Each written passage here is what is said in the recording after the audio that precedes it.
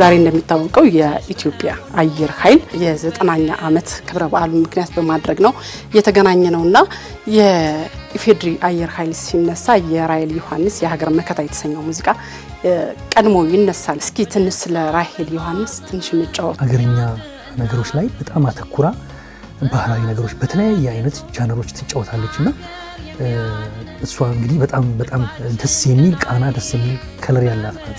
ለሀገር ያለ ጥልቅ ፍቅር ይመስለኛል ካለባበሷ መረዳት ትችላለሽ። ክሊፖቿን አልፎ ያለ የተቀረጸችውን ነገር ምናምን ስታይ በጣም እርጋታ ያላት ይሄ ዜግነት ላይ ኢትዮጵያዊነት ላይ ምናምን ፎከስ የምታደርግ ጥልቅ የሆነ የሀገር ፍቅር ስሜት ያላት ይመስለኛልና ወደ ኋላ ሜደሽ የሰራችውን በነጠላም ሰርታለች ከነባሩ ቃኝ ጋር ከናሰፉ ደባልቄ ከነተሾመ አሰግድ ጋር በጋራ ምናምን ብዙ ስራ ሰርታለችና እነኚህ ሁሉ የሆነ ኢትዮጵያዊ ቃና ያላቸው ነገሮች ናቸው። ኢትዮጵያ ሀገር የሚለው ሙዚቃዋ በበርካታ ኢትዮጵያውያን ልብ የማይጠፋ ራሔል ዮሐንስ ስትነሳ ኢትዮጵያ ሀገር የሚለው ሙዚቃ ቀድሞ በሁሉም ዘንድ የሚነሳ ነው። ስለዚህ ሙዚቃ ምን ትላለህ? በተለይ ሀገራዊ ሙዚቃዎች አንፃር ብዙ ስራዎች ተሰርተዋልና ከነኚህም ስራዎች ውስጥ አንዱ የራሔል ዮሐንስ ነው ሀገር የሚለው ካሴት ነውና ምን ልንገርሽ በጣም ስትሰሙ ራሱ የሆነ ነገር የሚወርሽ ነገር አለና ኢትዮጵያን በአጠቃላይ በሁለንተናዊ ሁኔታ ይገልጻልና አንዳንዴም እንባም ሊተናነቅሽ ይችላል መለስ ብለሽ ግን ዲቴይል ማዳመጥ ስትጀምሪና እውነት ትልቅ አሻራ ትልቅ ስንቅ ነው። ዞሮ መግቢያ ቤታችን ኢትዮጵያ የዘር ሐረግ ውርሳችን ኢትዮጵያ የአየር ኃይሉ ሞገዱን ሰንጣቂው ወገኑን ሀገሩን ከጥቃት ጠባቂው ራሔል ዮሐንስ የኢትዮጵያን አየር ኃይልን የሀገር መከታ ስትል ትገልጸዋለች። በዚህ የሀገር መከታ በሚለው በሰፈሩ ስንኞች ውስጥ እንደሚታወቀው ግጥሙ የጋሽ ይልማ ገብረአብ ነውና በጣም ልብን የሚገዙ የሀገርን ጀግንነት በተለይ የኢትዮጵያን አየር ኃይል የሀገር መከታነት በደንብ ነው የምትገልጸው። እዛ ላይ ያሉትን ግጥሞች መልእክቶች እንዴት ትገልጻቸዋለህ? ብዙ ጊዜ ስፔሲፊካሊ ስለ አየር ኃይል ተዘፍኖ አያውቅም። እኔ እስከማውቀው ድረስ ምናልባት ከተሳሳትኩም ልታረሚ ትችላለሽ። በአጠቃላይ ስለ ሀገር አጠቃላይ ስለ ወታደሩ ስለ መከላከያው አጠቃላይ ስለዛ ብዙ ጊዜ ይሰራልና ስፔሲፊካሊ ግን ስለ አየር ኃይላችን ከተሰሩ ስራዎች ነው ይሄ የራሔል ዮሐንስ ሙዚቃ ነውና በጣም ይገርመኛል። እኔ እንደውም የተወሰኑ 2-3 ስንኝ ጽፌያለሁና እሱን ላምብልሽ። የሚጣ የአየር ኃይሉ ሞገዱን ሰንጣቂው ወገኑን ሀገሩን ከጥቃት ጠባቂው ከተፍ እንደ ዝናብ ዱብ እንደ በረዶ ውሃ እሳት ሆነ ከሰማይ ላይ ወርዶ ይላል። ቤኪዮ ሶማሊያ ጦርነት ጊዜ የአየር ኃይላችን የከፈለውን መስዋዕትነት ጀብዱ እኔ እንደውም በፊልም ለምንድን ነው የማይሰራው ላለው አንዳንድ ጊዜ እንግዲህ ቴክኖሎጂው ምናልባት ወደፊት አቅም እየዳበረ ሲመጣ እዚህ ነገር ላይ ይሰራል ብዬ አስባለሁ እና በጥቂት 5-6 በማይሞሉ ጀቶች ሶማሊያ የነበራትን ከ20 ምናምን በላይ የነበሩ የጦር ጀቶችን ዶግ አመድ በማድረግ ጀብዱ በመስራት ኢትዮጵያን ለድል ያበቃ ጀግናው የአየር ኃይል ሰራዊታችን ነውና በዚህ አጋጣሚ ክብር ይገባዋል። ፐርሰናሊ ይሄንን አፕሪሺየት አደርጋለሁ።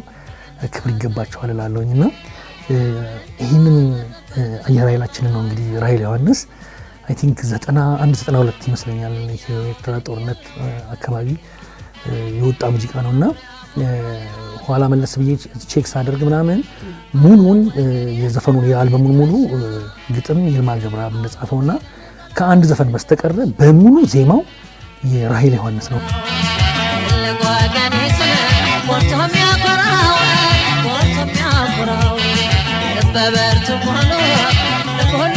አዲስ ደግሞ አሁን በጣም እያየነው እንዳለ ነው። በተቋም ደረጃ በጣም ጥልቅ የሆነ ስራ እየተሰራ ከኢትዮጵያም አልፎ ለአፍሪካ ሁላ መሰረት የሚጥል ትምህርት ከሌሎች አፍሪካ ሀገሮች መጥተው ትምህርት የሚማሩበት የአቪዬሽን ትልቅ መሰረት የሚጣልበት እየሆነ ነው ያለው አየር ኃይላችንና ቅድም ያየነው እሷ ዘፈን ላይ ያለው ግጥሞች በሙሉ አሁን ካለ ሁለንተናዊ ሁኔታ ጋር በጣም ተዛምዶ የምናየው ነው። በዘፈኖች በስንኞች የሚቋጠሩ መልእክቶች ደግሞ እንደ ሀገር በተለይም ትልቅ መሰረት የያዙ ናቸው። ለዛም ነው ዛሬ ማንሳት የወደድነው የራሄል ሙዚቃና በተለይ ደግሞ እንዲህ ያሉ ሀገርን የሚገልጹ ማናቸውም ጉዳዮች በእንደዚህ በኪነ ጥበብ ዘርፉ መገለጻቸው ደግሞ ትውልድ ተሻጋሪ ዘመን ተሻጋሪ የሀገር ገጽታን የሚገነባ ሆኖ ነው የምናገኘው። ከዛ አኳያ የኪነ ጥበቡን እንዲህ ለሀገር ከመጠቀም አኳያስ ምን አይነት መንገዶችን መከተል እንችላለን?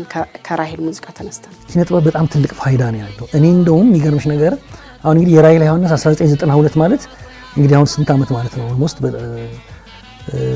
20 ምናምን ዓመት ማለት ነው።